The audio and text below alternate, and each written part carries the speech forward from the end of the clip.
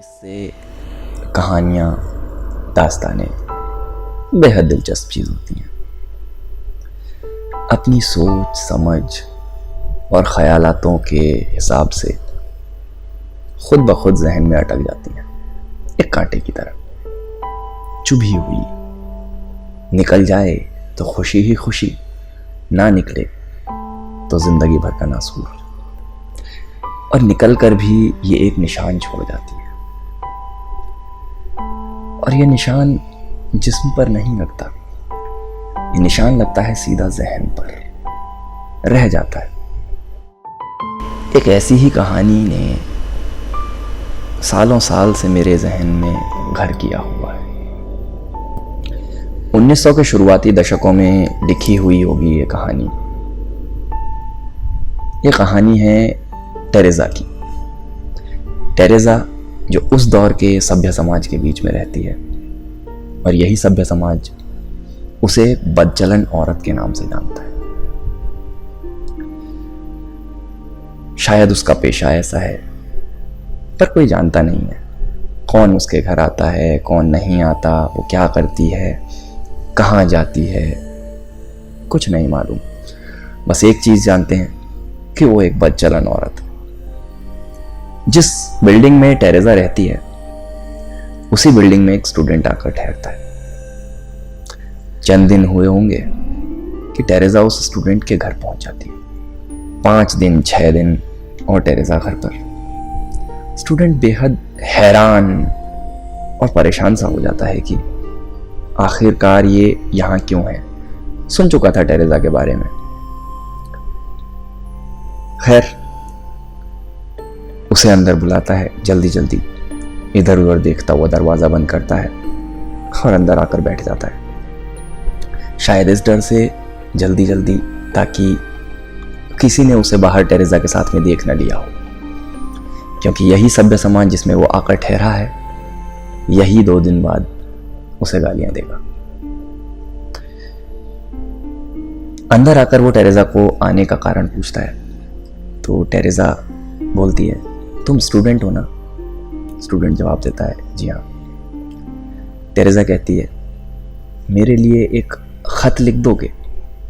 छोटा सा खत है, मेरे प्रेमी के नाम। मुझे लिखना पढ़ना नहीं आता है, तो बस मैं बताती जाऊंगी, तुम लिखते जाना। इतना सा काम कर दो ना प्लीज। स्टूडेंट थोड़ा हिचकिचाता है, पर फिर सोचता है एक खत ही तो है, लिख देते हैं। लिखना शुरू करता है, हर्फ दर हर्फ, लफ्ज दर लफ्ज। टेरेसा अपने दिल का सारा सैलाब उतार देती है उस कागज के पन्ने में। अपनी मोहब्बत का एक कलमा लिखवा डालती है उससे। पूरा होने पर वो फोल्ड करता है, एक लिफाफे में डालता है और पता लिखकर टेरेसा को थमा देता है। एक शुक्रिया के साथ टेरेसा उसके घर से चल पड़ती है। कुछ ही दिन और बीते होंगे। एक दिन फिर टेरेसा उसके घर पर पहुंच जाती है। स्टूडेंट अब की बार भी थोड़ा हिचकिचाता है, पर फिर भी एक बार वो ये चीज देख चुका होता है, तो इधर उधर देखता है और वापस से टेरेसा को अंदर बुला लेता है। आज टेरेसा बेहद खुश है, बेहद खुश। स्टूडेंट उससे इस खुशी का राज पूछता है, तो मालूम चलता है जो खत स्टूडेंट ने लिखा था, उसके प्रेमी से आज उसका जवाब आया है। खुश टेरेसा वो खत उसे थमाती है और कहती है, क्या तुम मेरे लिए ये जोर जोर से पढ़ोगे? मुझे पढ़ना नहीं आता। कुर्सी पर बैठी टेरेसा अपनी आंखें बंद कर लेती है। स्टूडेंट उस खत में लिखे इश्क के अल्फाज एक एक करके बोलता जाता है, और टेरेसा उसे दिल से सुनती जाती है, बेहद खुश होकर। खत खत्म होता है और टेरेसा फिर उसे शुक्रिया बोलकर वहां से चल पड़ती है। यह सिलसिला कुछ महीनों तक चलता है, मानिए 1-2 महीने होंगे। एक दिन टेरेसा उसके घर पर पहुंचती है तो स्टूडेंट बेहद ही नाराज है। टेरेसा समझ नहीं पाती कि ये नाराजगी का क्या कारण है। पूछती है कि क्या हुआ। उसके बोलने भर की देरी थी और स्टूडेंट उस पर बरस पड़ता है। ये समाज बिल्कुल सही कहता है ना, तुम एक बदचलन औरत हो। तुमने मुझसे भी झूठ बोला, मुझे भी धोखा दिया। क्या बिगाड़ा था मैंने तुम्हारा? तुम्हारी मदद ही तो करता था, खत लिखता था तुम्हारे लिए, तुम्हारे प्रेमी के नाम, और तुमने उसको मुझे यह सिला दिया कि तुमने मुझसे भी झूठ बोला। जो पता तुम उस लिफाफे पर लिखवाती थी, वो पता रशिया में क्या पूरी दुनिया में कहीं मौजूद नहीं है। झूठ बोला तुमने मुझसे। सुनकर टेरेसा के चेहरे पर एक मासूमियत का एक्सप्रेशन था। टेरेसा कोई बेहद खूबसूरत शख्सियत नहीं थी, एक मामूली सा चेहरा, पर उस पर आई हुई मासूमियत का एक एक्सप्रेशन आप समझ सकते हैं और इजीली नोटिस कर सकते थे। ऐसी थी टेरेसा। मासूम सा चेहरा एकदम कुम्हला जाता है। छोटा सा होकर टेरेसा फूट फूट कर रोने लगती है। रोते रोते बोलती है, हाँ मैंने तुमसे झूठ बोला, लेकिन इसके लिए मुझे मजबूर किया तुम्हारे इस सभ्य समाज ने, जो आज मेरी जिंदगी से हर किसी को काट चुका है। मेरी जिंदगी में कोई दोस्त नहीं बचा, कोई प्रेमी नहीं है, कोई ऐसा हमदर्द या मददगार नहीं है जो ये बोले कि हाँ मैं तुम्हारे साथ खड़ा हूं।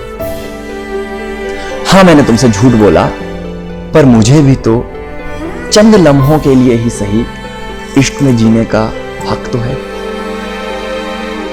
हाँ मैं गलत हूं, मैंने तुमसे झूठ बोला, पर क्या यह समाज गलत नहीं है जिसने इस दिन के लिए मुझे मजबूर किया? सच बताओ, क्या मैं गलत हूं या तुम्हारा यह समाज? बस यही एक सवाल, क्या टेरेसा गलत है या जिस समाज में टेरेसा रहती है वो समाज? यह सवाल मेरे जहन में बचपन से घर कर गया। उस कहानी को बार बार पढ़ा, पर हर बार यह सवाल अटक कर ही रह जाता था, कभी इसका जवाब नहीं मिल पाया। खैर, जवाब तो आज तक नहीं मिला, बचपन से इस उम्र तक आकर भी। पर एक रोज सोचा कि क्यों ना टेरेसा का आशिक बनकर, उसका प्रेमी बनकर एक खत उसके नाम लिखूं,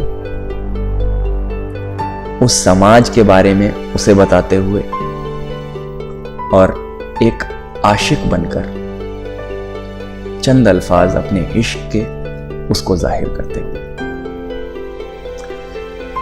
तो आज की ये नज्म यही खत है जिसका नाम है तेरे जिस्म दियां गल्लां। तेरे जिस्म दियां गल्लां हर कोई करदा, रूह दी दसदा नी कोई। तेरे पलगां दी नरमी नू इक इक लबदा, तेरे पलगां दी नरमी नू इक इक लबदा, गिले सराणियां नू पुछदा नी कोई। आंदियां नित तेरी कुल्ली ते जुत्तियां हजारां, कली इक तेरे दिल दी चौगाट ते सजदा करदी। इको आशिक दे दिल दी आयत, इको आशिक दे दिल दी आयत, रोज तेरी दियोड़ी ते अजान वांगू वजदी। तेरे जिस्म दी गल्लां हर कोई करदा, रूह दी दसदा नी कोई, रूह दी दसदा नी कोई।